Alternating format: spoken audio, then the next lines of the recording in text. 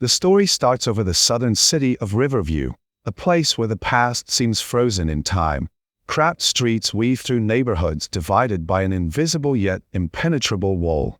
Before we get into the story, comment below where in the world you are watching from today, and if you like this story, don't forget to subscribe. On one side, the affluent, predominantly white suburb gleams under the late afternoon sun.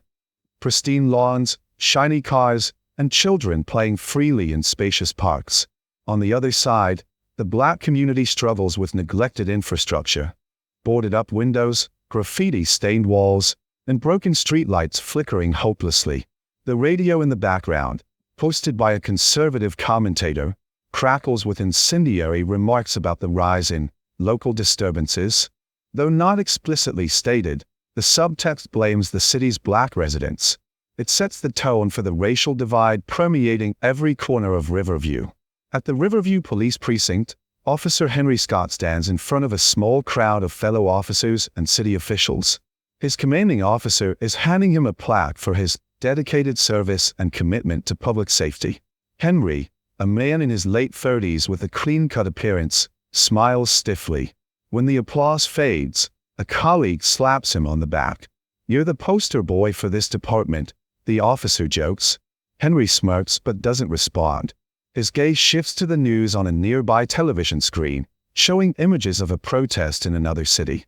"That'll never happen here," he mutters under his breath, exuding quiet confidence in Riverview's status quo.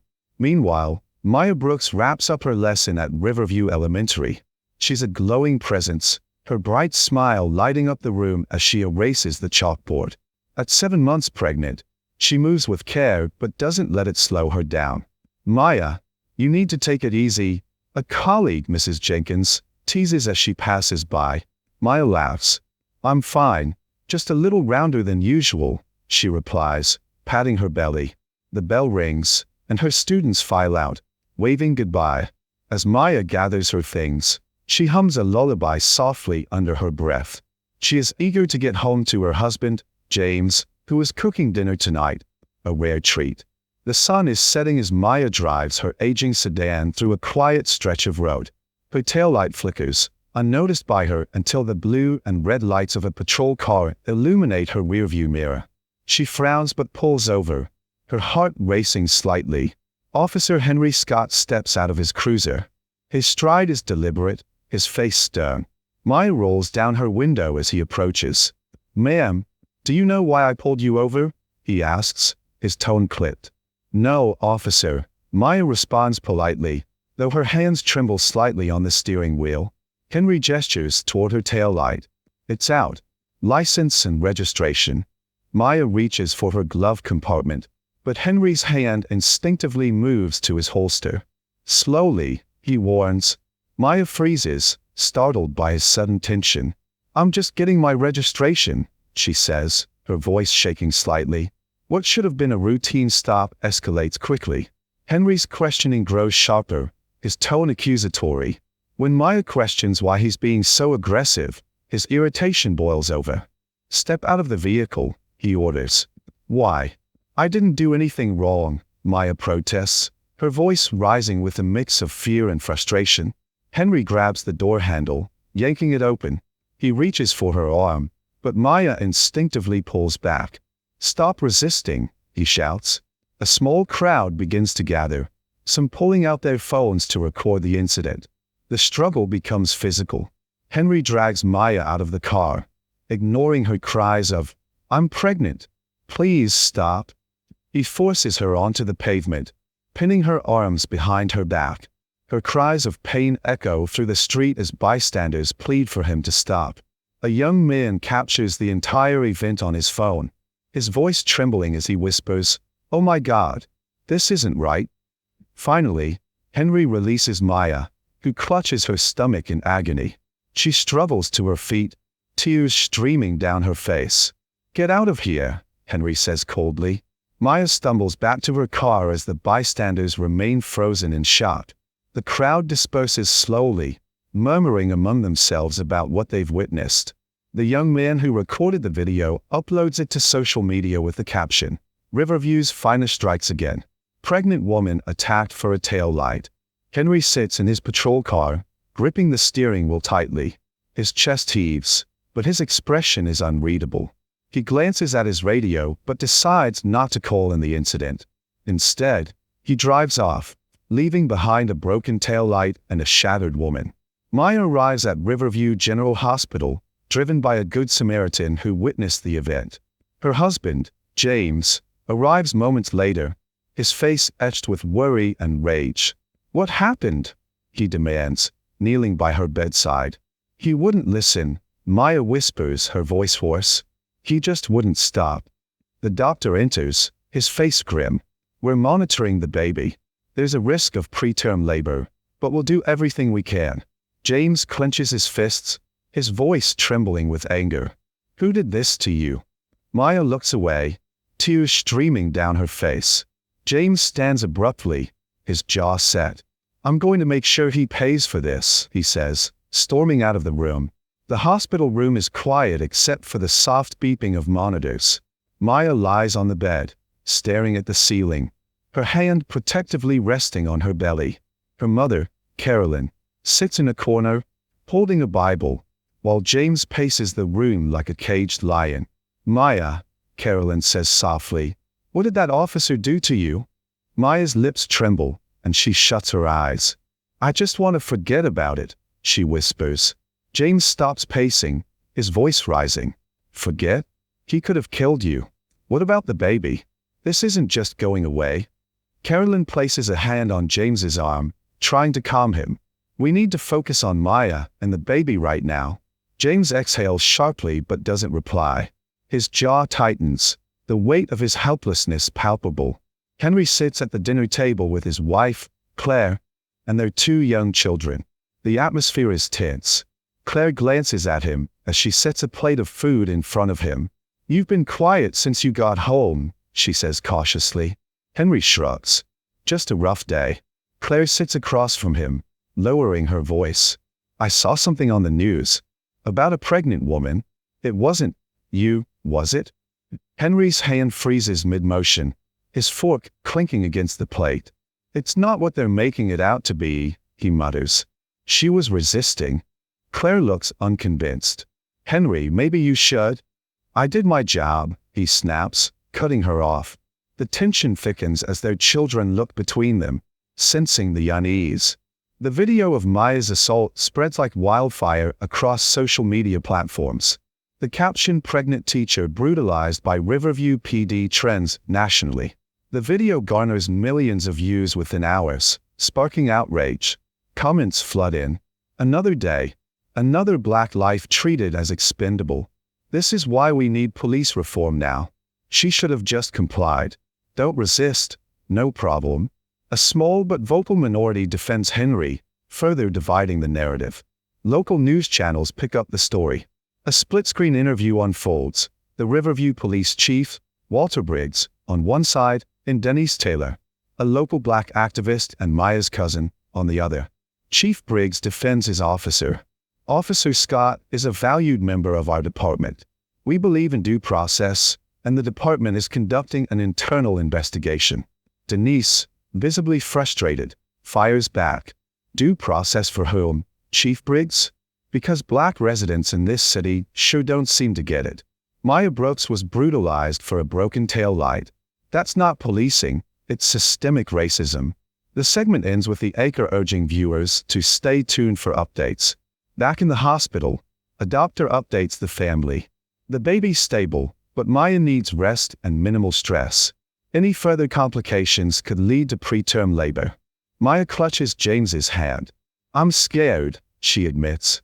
James, choking back his own fear, replies, "I've got you. We'll get through this." Denise organizes a meeting at a community center. About 50 people fill the room, including local pastors, activists, and concerned citizens. Denise stands at the front, her passion igniting the crowd. "We've been silent too long," she says. "Maya could have been any one of us, any one of our children. We need to demand accountability, not just for this officer, but for the whole system." The group plans a peaceful march for the following weekend, determined to bring attention to Maya's case.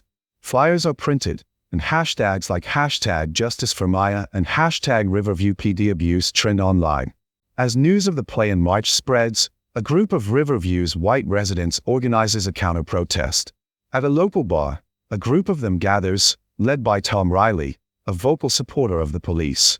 These people want to ruin a good man's life over a misunderstanding, Tom declares, slamming his beer on the counter. They're always crying racism. Another man chimes in. By the end of the night, the group agrees to hold their own rally in support of Officer Scott, with Tom vowing to show the world who's really at fault. At the Riverview Police Precinct, officers gather in the break room, tension thick in the air.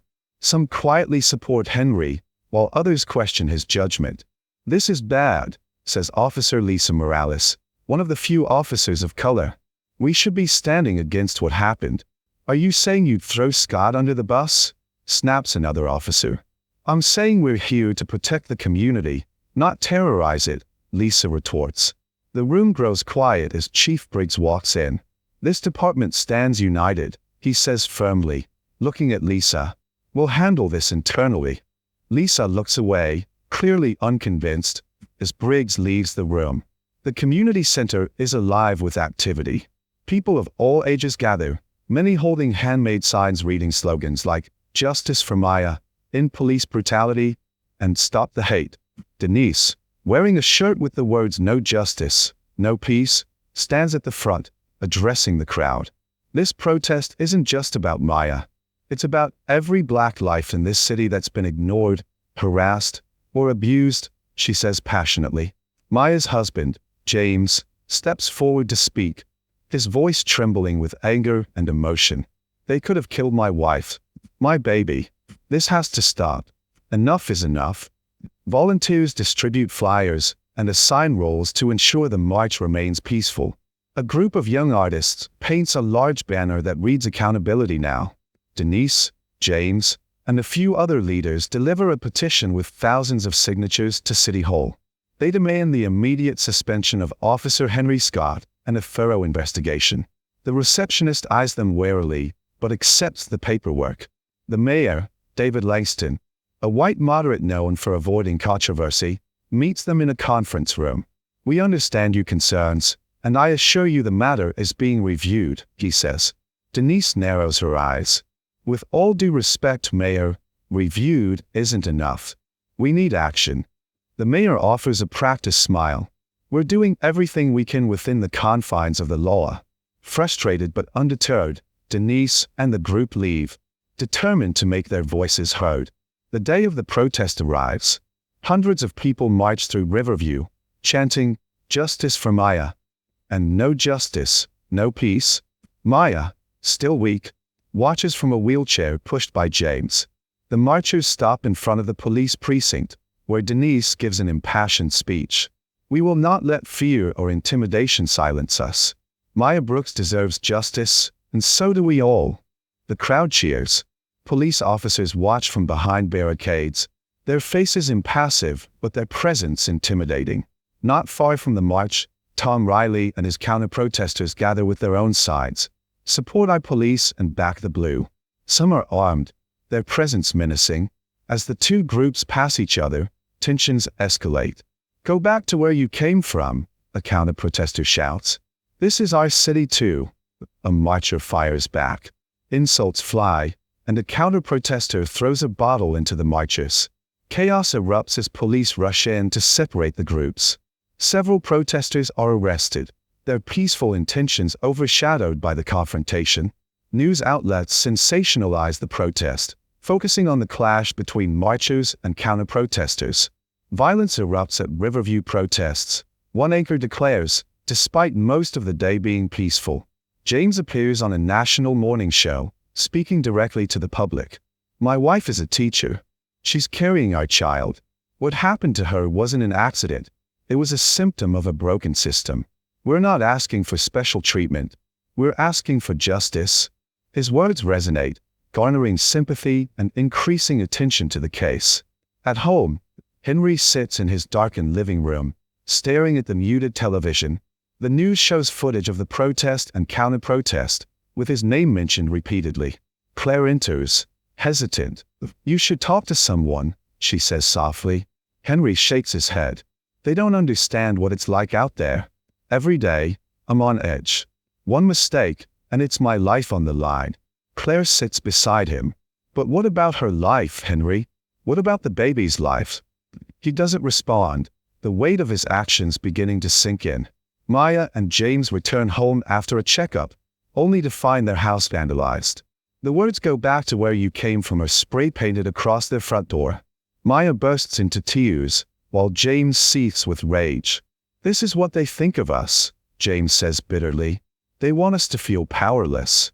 Denise arrives shortly after, along with a few neighbors who help clean up. "They can't scare us," Denise says firmly. "We're stronger than they'll ever be."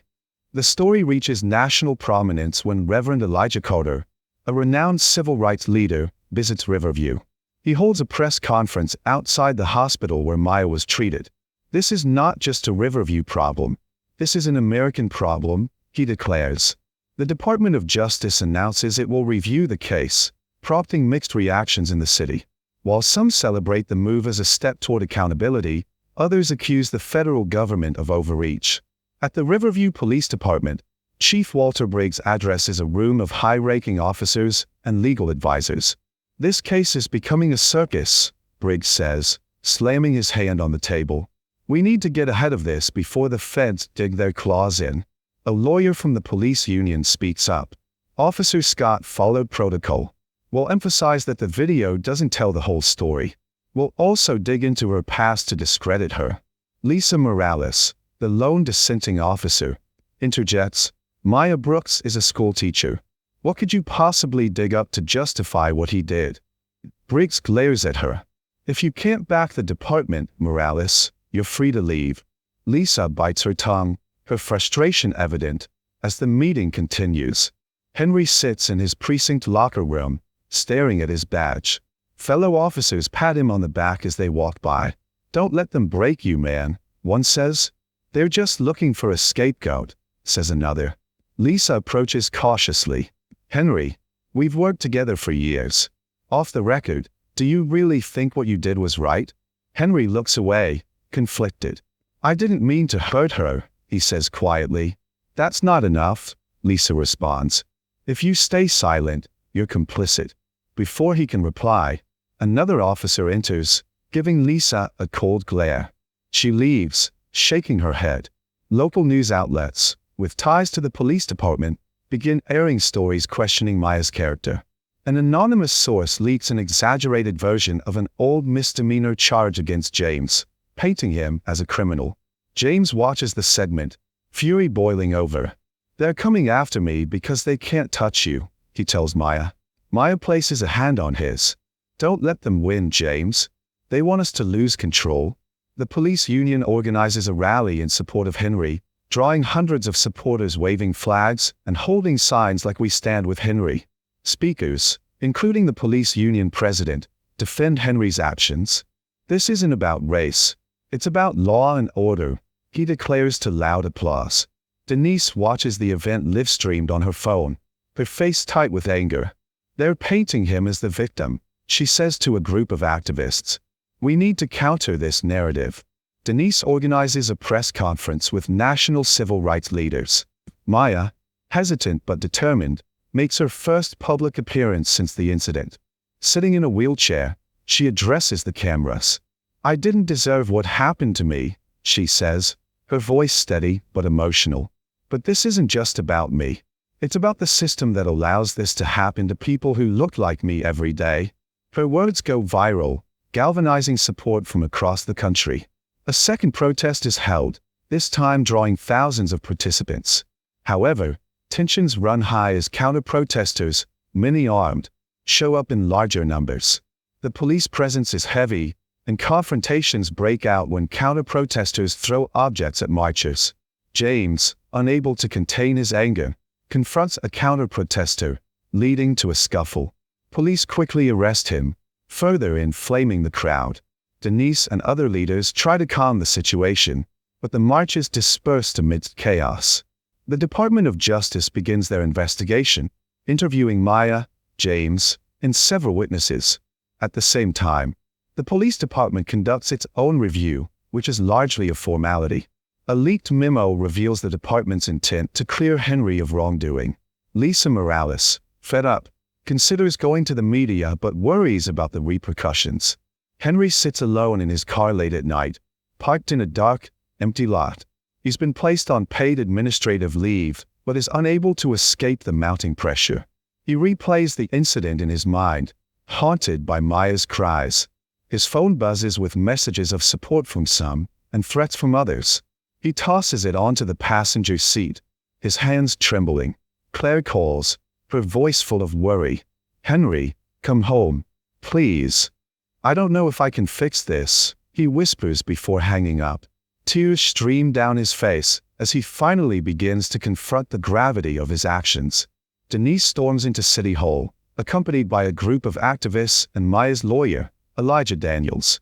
The mayor, David Langston, meets them in his office, visibly uncomfortable. "This city is on the brink of a crisis," Denise says sharply. "You're failing the people you swore to protect." Langston sighs. "I can't make unilateral decisions. The police department has its own procedures." Elijah steps forward. "Those procedures are designed to protect officers, not victims. If you don't act, the Department of Justice will." Langston leans back, the pressure evident on his face. "I'll issue a statement calling for transparency, but that's all I can promise right now." Denise glares at him. "Transparency won't save lives." Henry is summoned to give his statement to the Internal Affairs team. The atmosphere is tense as Henry recounts the incident. His words are careful, rehearsed, but cracks in his composure begin to show. "Did you feel threatened by Ms. Brooks?" one investigator asks. Henry hesitates. "She resisted my commands." "Did you know she was pregnant?" He looks away. "She said something, but the situation escalated quickly." The investigators exchange glances, noting his discomfort. As Henry leaves, his guilt weighs heavier than ever. James appears in court for his arrest during the second protest. The judge, a stern older man, is known for his tough stance on protest-related cases. Maya sits in the gallery, her face pale with anxiety. Denise is at her side, holding her hand. James's lawyer argues passionately. "My client acted in defense of his wife's honor after being provoked by armed agitators. This case is an attempt to silence his family's fight for justice." Despite the compelling argument, the judge sentences James to community service, a verdict seen as harsh but not surprising. Outside the courthouse, reporters swarm James and Maya. James declares, "This won't stop us. Justice for my wife and child is worth any price." Two Department of Justice investigators, a black woman named Agent Jordan and a white man named Agent Kelly, meet Henry in a sterile office. Their tone is calm but firm. "Officer Scott, we've reviewed the footage," Agent Jordan begins. "Do you believe your actions were proportional to the situation?" Henry shifts uncomfortably. "I followed protocol." Agent Kelly interjects, "Your protocol involved slamming a pregnant woman to the ground. Are you saying that's acceptable?" Henry's voice cracks. "It wasn't supposed to happen that way." Agent Jordan leans forward. "Then what happened, Officer Scott? Because what we see looks like racial bias and excessive force." Henry doesn't answer, the room heavy with his silence. Maya appears on a major talk show, her voice calm but her pain evident. The host asks her about the incident and its aftermath.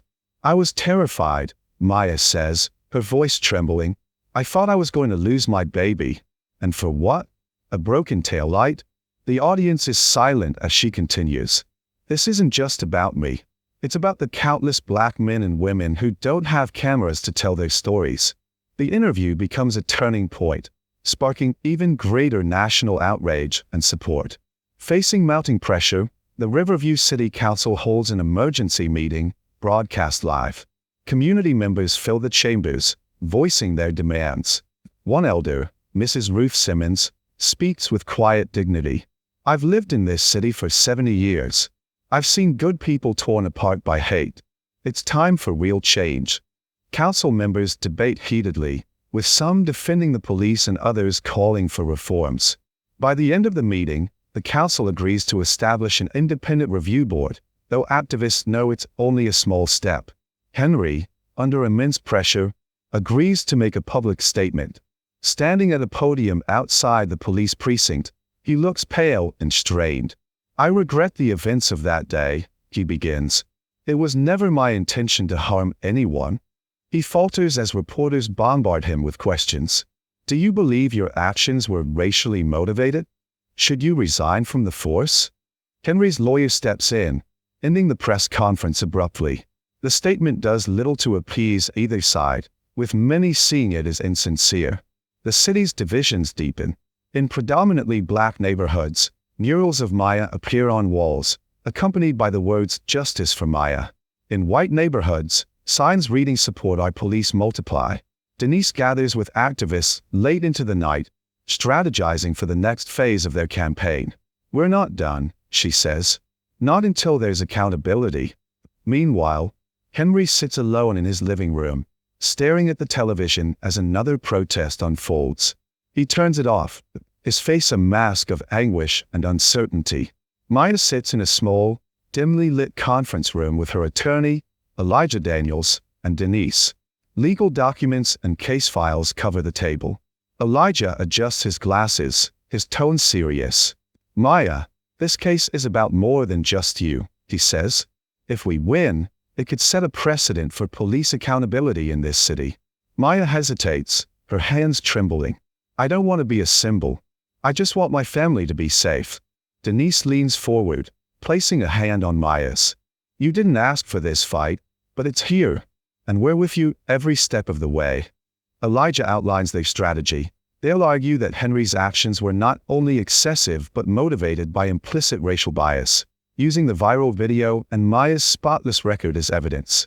Henry sits across from his defense attorney, Martin Creighton, in a polished law office.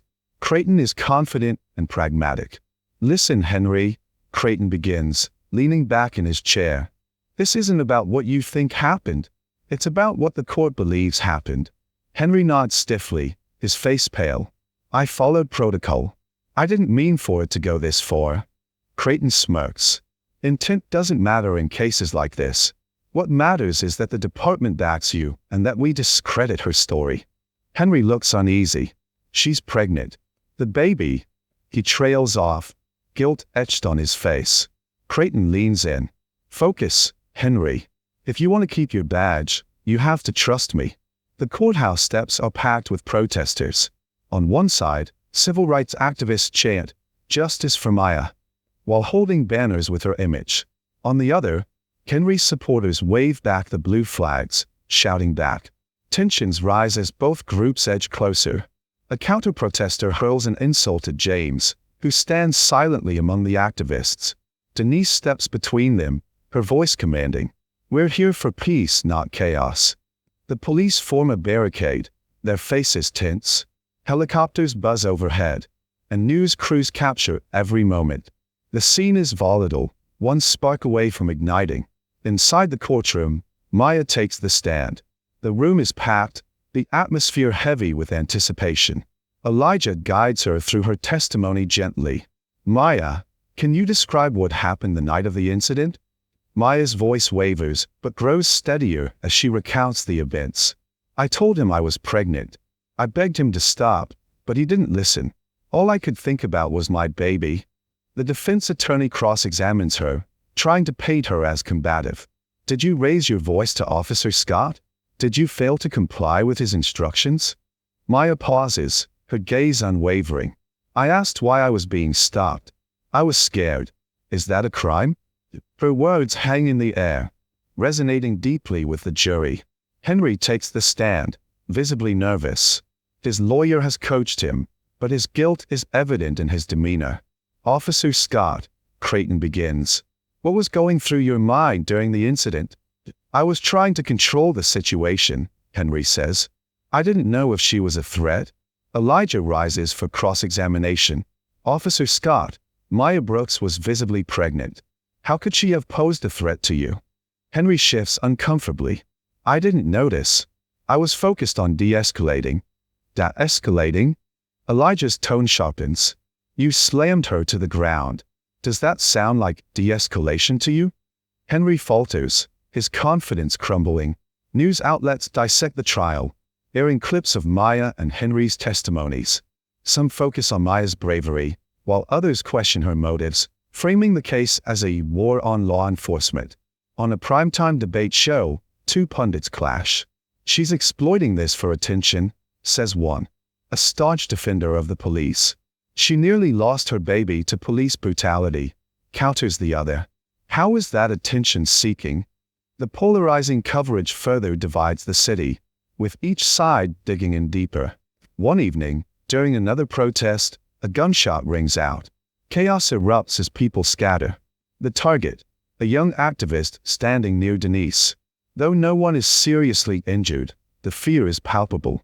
James rushes to Denise's side, pulling her to safety. "This is getting out of hand," he says angrily. Denise, shaken but resolute, replies, "They want us to be afraid. We can't let them win." The incident makes headlines, escalating calls for increased police presence at protests. Activists accuse the police of doing little to protect them, further straining community trust. Late at night, Henry sits in his car, parked near the precinct. Lisa Morales approaches, knocking on his window. He hesitates before rolling it down. "You know this isn't right, Henry," Lisa says, her tone firm but empathetic. "What do you want me to do?" he snouts. "Throw my career away?" Lisa's voice softens. "Sometimes doing the right thing costs you, but living with this? It'll cost you more." Henry looks away, his face a mixture of guilt and fear. As Lisa walks away, Henry leans back in his seat, staring at the ceiling, the weight of his decision pressing down on him. The courtroom is silent as Elijah Daniels rises for his closing argument. His tone is measured but deeply emotional. "This case is about accountability," Elijah begins, pacing in front of the jury. "Maya Brooks is not just a teacher, a wife, and a mother-to-be. She is a symbol of what happens when power goes unchecked. Officer Henry Scott did not see a woman that night. He saw a threat. And that perception nearly cost Maya her life and the life of her unborn child." He pauses, locking eyes with the jurors. "You have the power to say, enough is enough. Justice for Maya is justice for us all." On the defense side, Martin Creighton is cool and calculated in his rebuttal. "This is not about race. This is not about systemic issues. This is about a police officer doing his job in a tense situation. Officer Scott acted within the scope of his training. Should we condemn a man for making a split-second decision in the line of duty?" The jurors look conflicted as the arguments end. The weight of their decision looms large. The jury is sequestered in a small room, debating heatedly. "I think it's clear he used excessive force," says a young black woman. "But the law is tricky," counters an older white man. "If his training backed his actions, can we really convict him?" As hours pass, the tension grows. Outside, the city waits anxiously, protesters gathering near the courthouse. The courtroom is packed as the jury returns. Maya sits with James and Denise, her hands clasped tightly. Henry, flanked by his lawyer, looks pale but composed. The foreperson stands, her voice steady. "In the case of People versus Henry Scott, we find the defendant." She pauses, the room holding its collective breath. "Not guilty on charges of aggravated assault, but guilty of misconduct and excessive force." Gasps ripple through the room. Maya's eyes fill with tears, not of victory, but of partial relief. Henry's face remains stoic as his lawyer whispers in his ear. The judge announces sentencing will occur in a separate hearing. Tensions remain high as the courtroom empties. Outside the courthouse, the mixed verdict sparks outrage. "That's not justice," shouts one protester. "This is a step forward," Denise argues, addressing the crowd. "It's not everything we wanted, but it's a crack in the system. We keep fighting." Counter-protesters jeer from a distance, some chanting, "Henry's a hero." A police presence keeps the groups apart, but the atmosphere is volatile. Back at home, Henry sits at his kitchen table, staring at the guilty verdict paperwork. Claire places a hand on his shoulder. "It's over now," she says softly. "No," Henry replies, shaking his head. "It's not over. It'll never be over." He gets up and walks out to the backyard, standing in the dark, lost in thought. At home, Maya sits in the nursery she and James had been preparing before the incident. She strokes her belly, her face a mixture of exhaustion and determination. James enters, kneeling beside her. "You okay?" She nods, though her eyes betray her sadness. "I'm grateful the baby's safe, but I can't stop thinking about how close we came to losing everything."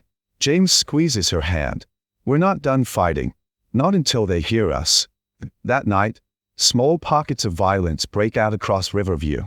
A police car is set on fire near the courthouse, and windows are smashed in several downtown businesses. Police respond with force, arresting dozens of protesters. Denise and other activists work desperately to maintain peace. "This isn't how we win," she tells a group of angry young men. "They'll use this to discredit everything we've fought for." But the city remains on edge, divided and raw. News outlets cover the verdict and its fallout extensively. Civil rights leaders call it a partial victory, while conservative commentators argue that Henry's guilty charge is an attack on law enforcement. Maya's story becomes a catalyst for a larger movement. Across the country, protests demanding police reform gain momentum. At a press conference, Reverend Elijah Carter addresses the nation. This verdict is a reminder that the fight for justice is long and hard. But every step forward, no matter how small, brings us closer to equality. The camera pans out to show Maya watching the speech from home, holding James's hand tightly. Though her face is tired, her eyes burn with quiet resolve. The courtroom is silent as Henry Scott stands before the judge, flanked by his lawyer. The judge, a middle-aged black woman named Justice Evelyn Carter, gazes down at him with a piercing look. "Officer Henry Scott," she begins, her voice firm. "This court finds that your actions on the night in question demonstrated a gross misuse of authority and an unnecessary escalation of force. While the jury has spared you from prison time, it is my responsibility to ensure you face consequences." The sentence: loss of badge and benefits, 300 hours of community service, and mandatory bias training. The gallery murmurs, some outraged at the leniency, others relieved he's been held accountable at all. Maya looks down, her emotions conflicted. Henry remains stoic, but tightens his grip on the podium. Claire, seated in the audience, quietly wipes away tears. Outside the courthouse, protesters gather once again. A split sentiment dominates the air. "This isn't justice," a young activist shouts. "He gets to walk free while Maya's life is changed forever." Others see it as a start.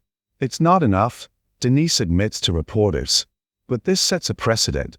The system is finally cracking under the weight of truth. Across town, counter-protesters celebrate. They tried to ruin a good cop's life, and all they could do was take his job. Tom Riley declares to cheers from his group. "We won."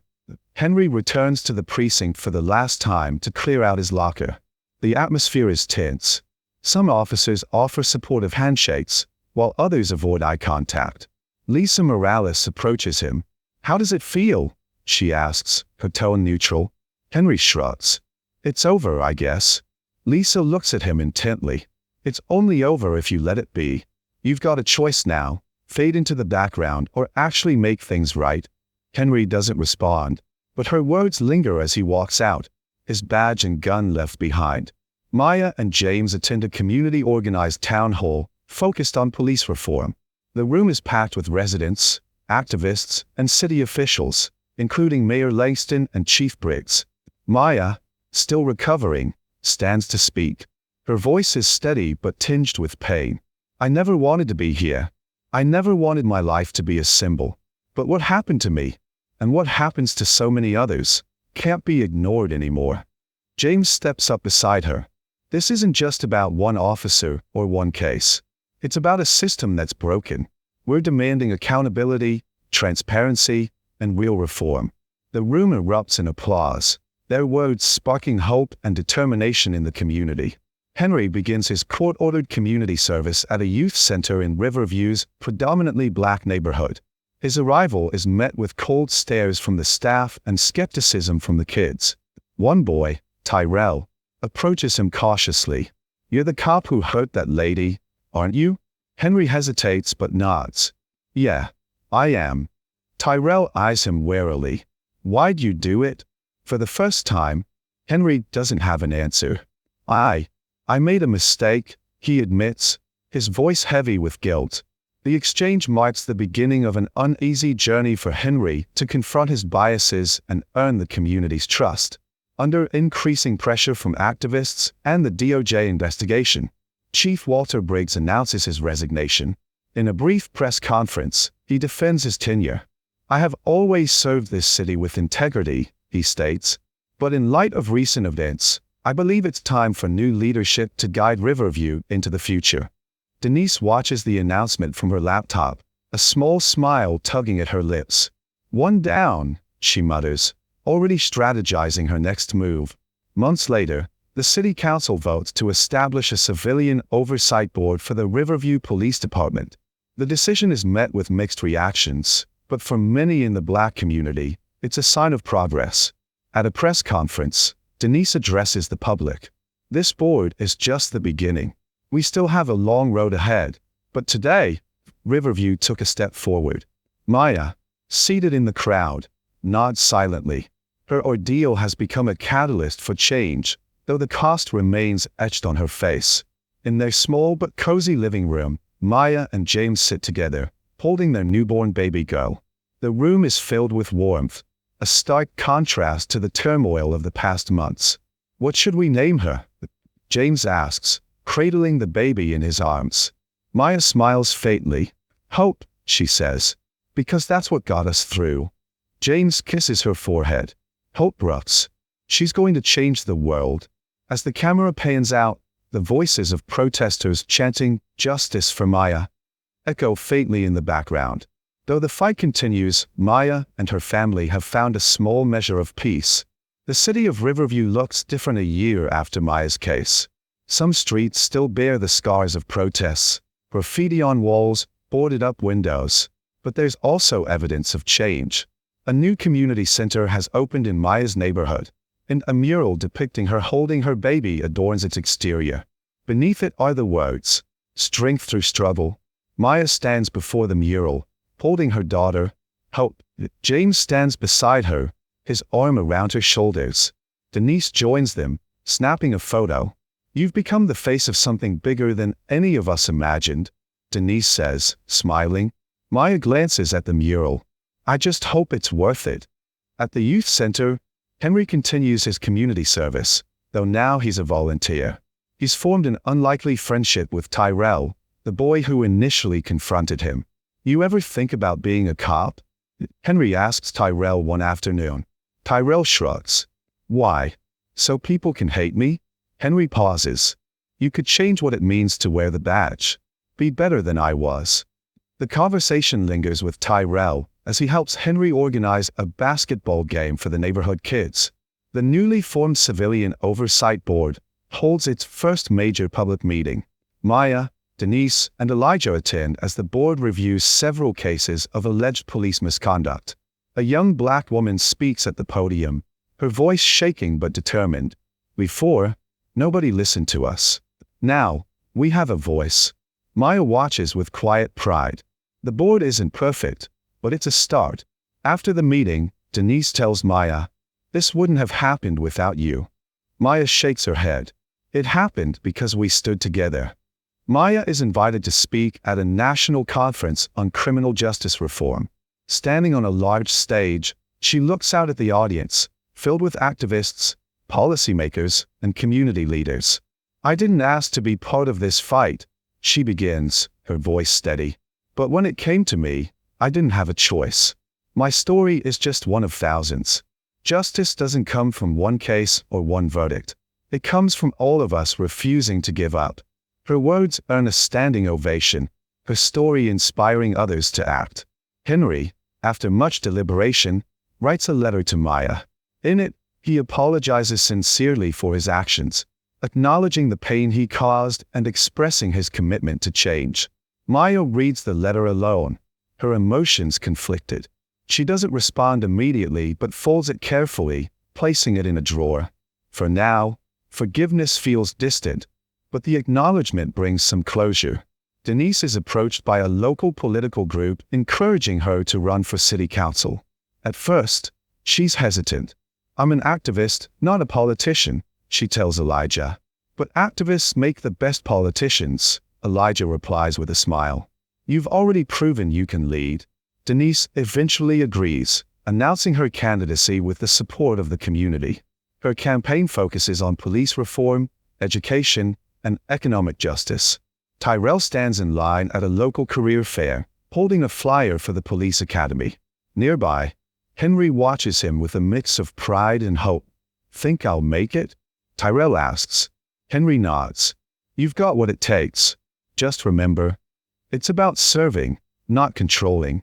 As Tyrell walks toward the booth, Henry feels a glimmer of hope for the future. Maya and James sit on their porch, watching Hope toddle on the grass. The air is peaceful, the chaos of the past year a distant memory. James sighs contentedly. "We made it."